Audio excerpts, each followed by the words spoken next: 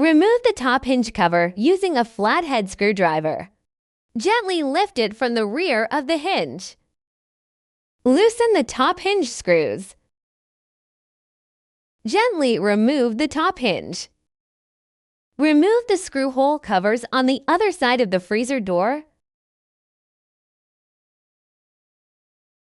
Detach the freezer door.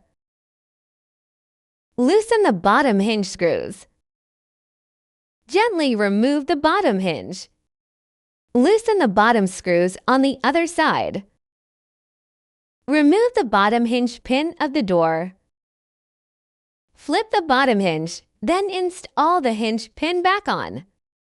Attach the bottom hinge to the opposite side, using the same screws. Attach the screws from the original side of the bottom hinge to the other side. Place the door onto the new hinge position. Place the top hinge, ensuring the screw holes are aligned. Insert the screws. Replace the top hinge cover.